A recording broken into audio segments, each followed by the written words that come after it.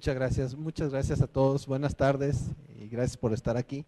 Vamos a platicar el día de hoy un poquito de lo que tiene que ver con el tema de prevención del lavado de dinero y cómo se ha dado su comportamiento tanto en el entorno internacional como en el sistema jurídico mexicano. Hay que recordar que los temas de prevención del lavado de dinero o lavado de dinero como tal y el tema de financiamiento del terrorismo son temas que están íntimamente ligados, y que la certificación que se realiza por parte de la Comisión Nacional Bancaria y de Valores tiene que ver con la prevención de ambos temas, principalmente de lavado de dinero, porque como ustedes saben el tema de lavado de dinero está más ampliamente generalizado debido a que entran en ellos temas fiscales y temas de otra índole, y el financiamiento del terrorismo pues es más complicado que nos lo encontremos en situaciones reales, sobre todo en nuestro país. Sin embargo, están íntimamente ligados los dos temas, ¿no? Entonces vamos a comenzar. Les quisiera pedir que lo que vayamos platicando pues sea más un diálogo que un monólogo y que vayamos aterrizando algunos conceptos que vamos a ir viendo, ¿no? El tema, como ya les decía, tiene que ver con la prevención y combate del lavado de dinero y financiamiento del terrorismo en el sistema financiero mexicano. Yo supongo que ustedes en las sesiones pasadas que ya tuvieron, ya vieron por ahí la definición de lavado de dinero, principalmente la que viene de la Comisión Nacional Bancaria y de Valores. Si ustedes recuerdan, el tema de lavado de dinero sí está vinculado con el tema de ¿cómo se llama?, de blanqueo de capitales que proviene de actividades ilícitas, pero no nada más de las actividades ilícitas del narcotráfico, sino también de las actividades ilícitas de evasión fiscal, de delitos de alto impacto, de todas aquellas actividades ilícitas que generan capitales que no han pasado, digámoslo, de manera correcta hacia las personas en su patrimonio, y que finalmente tienen la necesidad de ser blanqueados a través del sistema financiero, que es el tema en concreto, ¿no? ¿Qué vamos a ver hoy? Miren, estaremos platicando instrumentos internacionales en materia de prevención del lavado de dinero, financiamiento del terrorismo que ha suscrito México, cuáles no son obligados porque los hemos suscrito, las autoridades encargadas de diseñar el marco normativo aplicable en esta materia, quiénes son y cómo actúan, los órganos encargados de supervisar el régimen de prevención en el sistema financiero mexicano. Esto es muy importante que lo tengamos en cuenta, quiénes son o somos los encargados de supervisar este régimen de prevención, las autoridades encargadas de realizar funciones de detección y combate del lavado de dinero y del financiamiento del terrorismo, y las tipologías publicadas por la Unidad de Inteligencia Financiera. Hay una tipología de cada uno de los, perdón la redundancia, tipos de lavado de dinero que podemos encontrarnos en las entidades y que deben de ser perfectamente definidos y esclarecidos, ¿no? Y vamos entrándole pues. El primer tema, instrumentos internacionales que en materia de prevención del lavado de dinero y financiamiento del terrorismo ha suscrito México. Para hablar de financiamiento del terrorismo y de prevención del lavado de dinero, nosotros desafortunadamente en el país tenemos la idea, muchas veces muy generalizada, de que el tema de combate al lavado de dinero es un tema nuevo. Sin embargo, vean ustedes, y realmente la primera convención en la que México se suscribió en este tema es en 1988, que tiene que ver con la Convención de Viena. La Convención de Viena de las Naciones Unidas contra el tráfico ilícito de estupefacientes y sustancias psicotrópicas. A ver, el tema de prevención del lavado de dinero efectivamente surge como un primer esfuerzo de combatir desde el lado financiero el trasiego de drogas. ¿Por qué?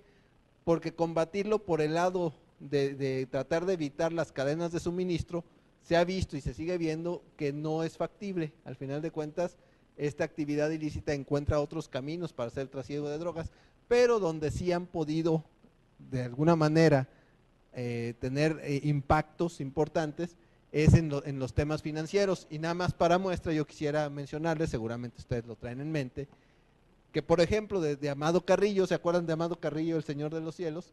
¿Quién es el único que está en la cárcel con respecto al tema de Amado Carrillo? Bueno, pues el único que está en la cárcel es el contador que llevaba todos los temas financieros de Amado Carrillo. ¿Y por qué está en la cárcel? Por lavado de dinero. Entonces son los temas donde la autoridad ha podido realmente documentar casos y llevarlos ante la justicia. Y bueno, pues también ahí pudiéramos abundar que el lavado de dinero y principalmente su relación con el ámbito fiscal tiene también repercusiones en el crimen. ¿Y por qué digo esto? Se recordarán ustedes que Al Capone fue detenido y apresado por el delito de evasión fiscal, defraudación fiscal, que tenía que ver con el lavado de dinero, finalmente, ¿no? Y la maestra del Baster Gordillo en México también fue por un tema relacionado. Entonces, estos temas finalmente tienen que ver ya no nada más con el tráfico ilícito de sustancias, sino también ahora con todos los ilícitos que se cometen en defraudación fiscal, en materia de defraudación fiscal. En 1999 también se firma el Convenio Internacional para la Represión de la Financiación del Terrorismo. Aquí hay un punto que yo quiero dejar claro de una vez y que seguramente va a ser tema más adelante, pero lo dejamos claro. La diferencia entre lavado de dinero y financiamiento al terrorismo, hay una línea muy marcada.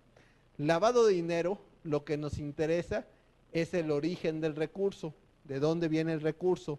Y en financiamiento al terrorismo, lo que nos interesa es a dónde va el recurso. ¿Por qué digo esto? Porque en financiamiento al terrorismo puede ser que los recursos sean lícitos. A ver si me explico. Puede ser que un contribuyente haya pagado debidamente sus impuestos de una actividad lícita, una prestación de servicios, y haya hecho todo perfectamente, y ese dinero que está perfectamente limpio lo utilice para financiar una actividad terrorista. ¿Estamos de acuerdo? Entonces, la diferencia entre prevención de lavado de dinero y financiamiento del terrorismo es que una tiene que ver con el origen de los recursos, prevención de lavado de dinero, y financiamiento del terrorismo todavía es más complicado porque tiene que ver con recursos que pueden ser lícitos incluso aplicados a una actividad ilícita como es el terrorismo, ¿no? Entonces son como dos partes de un mismo todo completo, ¿no? En 1999 también se firma el convenio de la ONU para la represión y la financiación del terrorismo, perdón, aquí está duplicado, ¿eh? En el año 2000, la Convención de Palermo contra la delincuencia organizada transnacional. En el 2001, Convención contra Terrorismo, atentado a Estados Unidos. ¿Se acuerdan ustedes qué pasó en 2001? Las Torres Gemelas. Yo nada más quisiera dejar como antecedente una situación aquí de las Torres Gemelas y para que todos tengamos claros por qué la autoridad en últimas fechas, la autoridad mundial en temas de lavado de dinero me refiero, y obviamente las autoridades locales, que ahorita vamos a ver quiénes son las autoridades, han hecho también por el tema ya no nada más de lo que tiene que ver con estupefacientes y sustancias psicotrópicas. Y un buen ejemplo es lo que aconteció en el año 2001. El año 2001 fue un año marcado porque en septiembre de ese año, si ustedes recuerdan, se derriban las Torres Gemelas. Pero también es un año que para nosotros, no sé si todos los que estamos aquí y quienes nos acompañan desde la distancia, como si lo soy yo, somos contadores, fue un año que nos marcó a muchos contadores por dos casos contables que se han de acordar, que son el caso Enron y el caso WorldCom.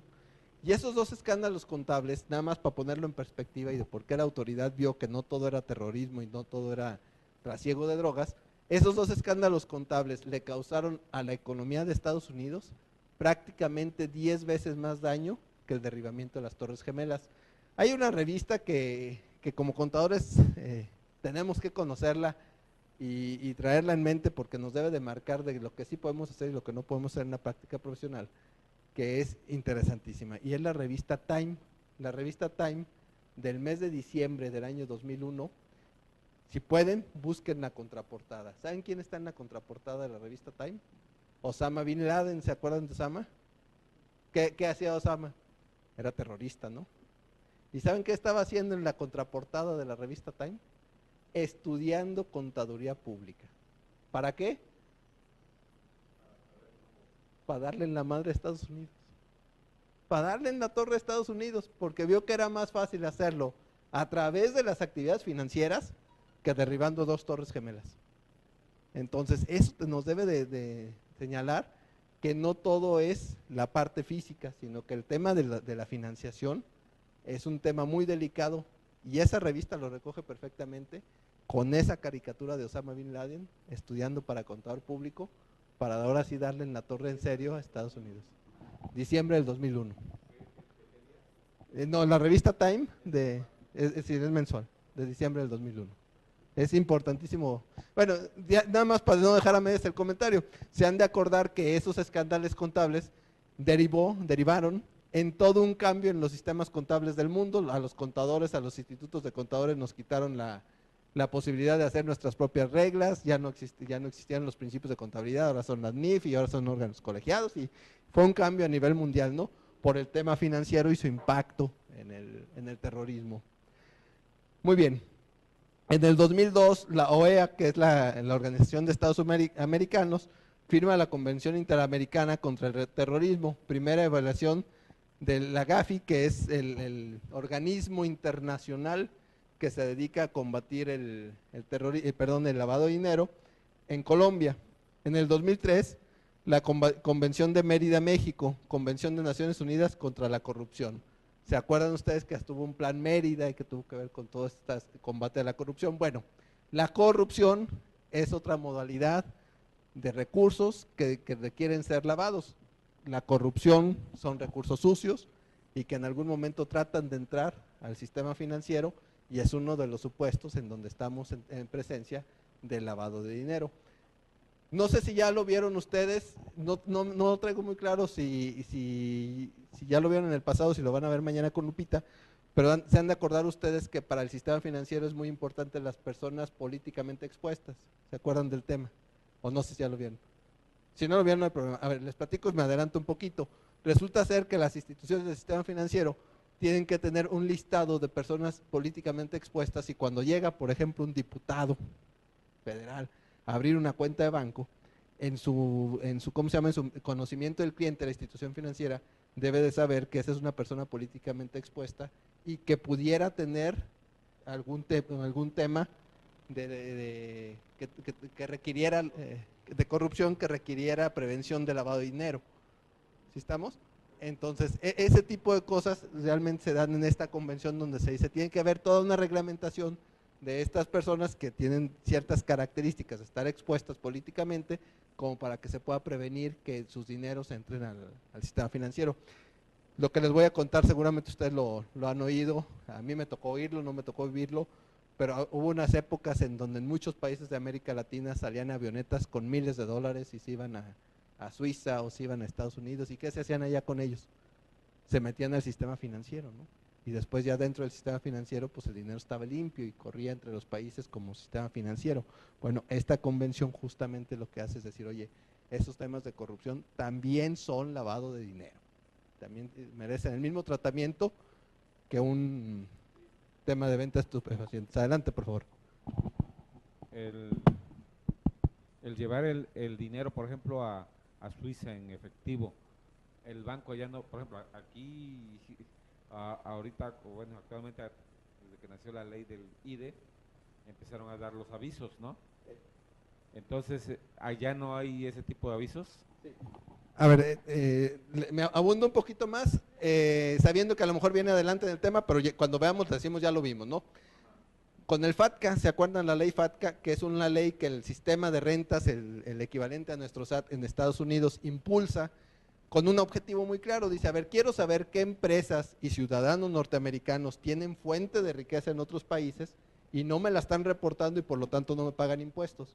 Entonces se impulsa una ley pidiéndole a los demás países que le den información a Estados Unidos.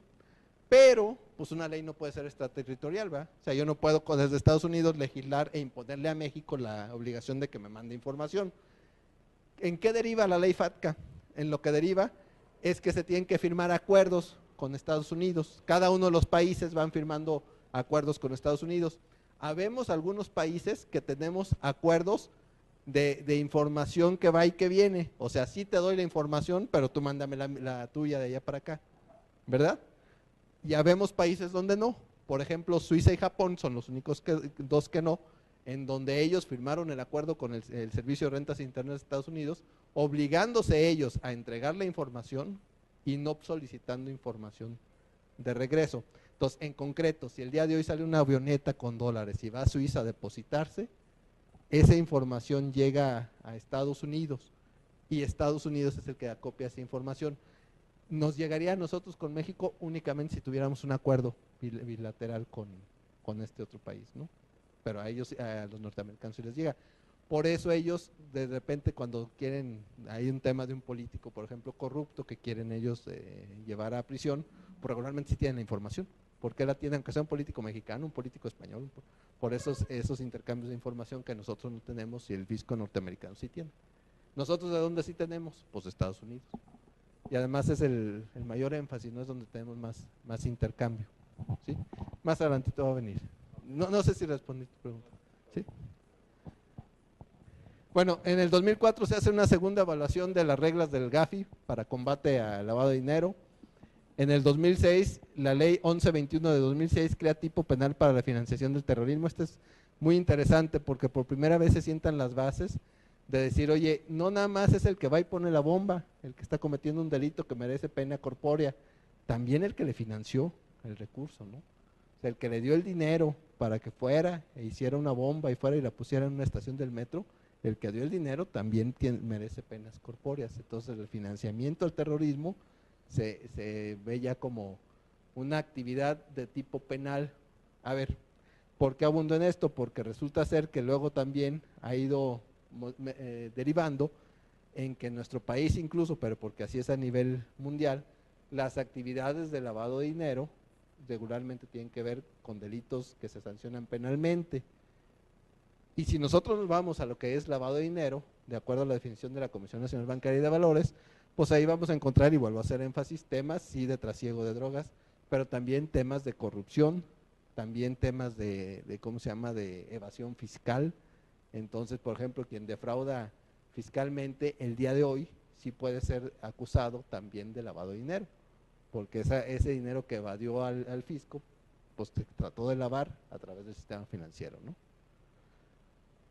En el 2011 se modificó el tipo penal para la financiación del terrorismo.